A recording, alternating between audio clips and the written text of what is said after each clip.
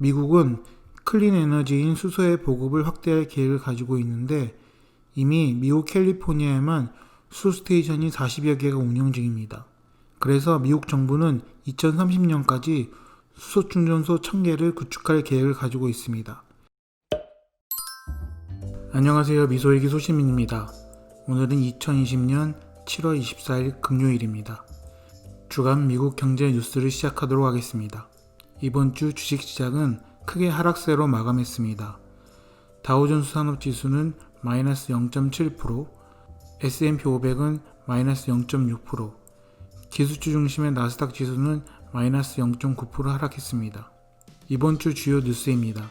첫 번째 소식은 이번 주 주식시장을 하락세로 이끈 부정적인 요인으로 미국과 중국 간의 정치적 갈등의 증폭이 무역과 투자 침체 등 경제 전반에 악영향을 미칠 것이라는 우려가 확산되면서 투자 심리를 불안하게 만들었습니다.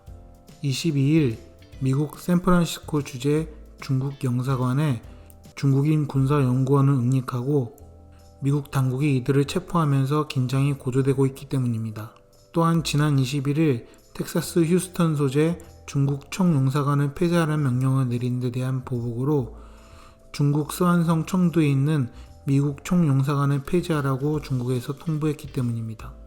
또한 어제 마이크 폼페이오 미국 국무장관은 중국이 미국의 지식자산과 사업기밀을 훔쳤다고 말하며 중국 휴스턴 총영사관이 스파이 활동 중심지라고 지정했습니다. 그리고 공산주의 중국을 변화시켜야 한다며 민주주의 국가에 의한 동맹을 구축하자고 촉구하기도 했습니다. 이러한 미국과 중국과의 대립, 무역과 투자 침체 등의 우려로 인해 투자 심리를 불안하게 만들며 하락장을 만들었습니다.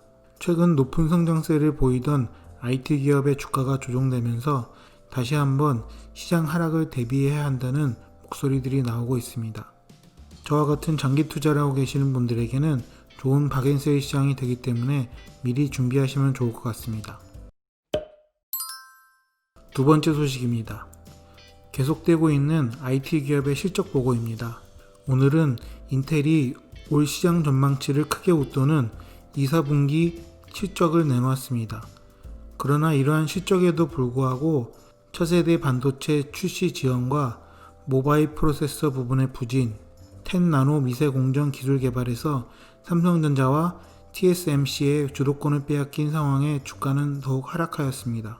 또한 인텔의 주가 하락은 지난 2006년부터 인텔 칩을 사용했었던 애플이 최근 자체 반도체 제작을 선언하며 인텔과 결별했기 때문입니다. 이로써 인텔은 16% 넘게 급락하였고 이와 동반해 반도체, 메모리주 마이크론 테크놀로지와 웨스턴 디지털도 동반 하락하였습니다. 반면 경쟁사인 AMD는 주가가 대폭 상승하였습니다. 이번 주 긍정적인 뉴스로는 6월 신규 주택 판매가 증가하였다는 소식입니다.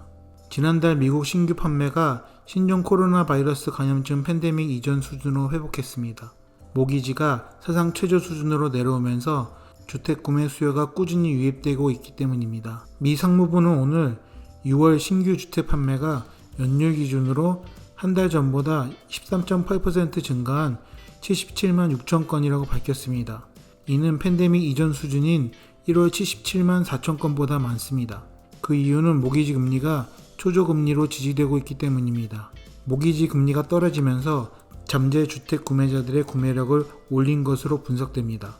또한 팬데믹 이후 재택근무 인구가 늘어나면서 넓은 주거 공간에 대한 주택 판매가 증가한 원인이라고 보고 있습니다.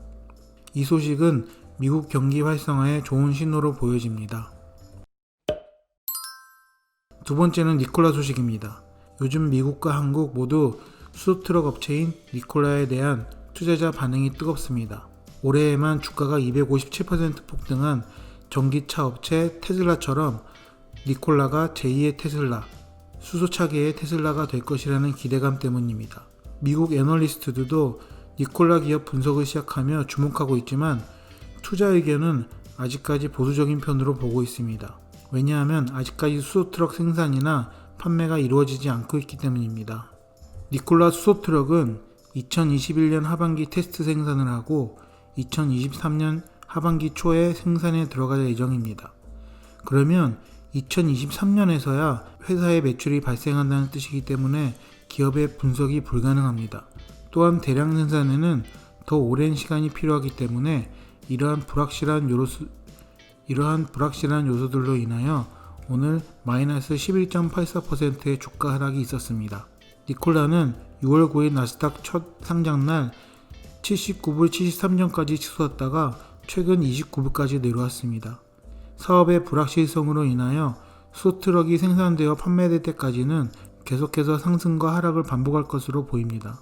그러나 주가의 변동에 답하듯 7월 23일 어제 수요일 니콜라 창업자인 트레버 밀턴은 미국 애리조나주에 수소트럭 공장 착공식이 들어갔다고 전하며 공장이 완성되면 배기가스가 전혀 없는 수소트럭이 연간 3,500대가 생산될 것이라고 밝혔습니다.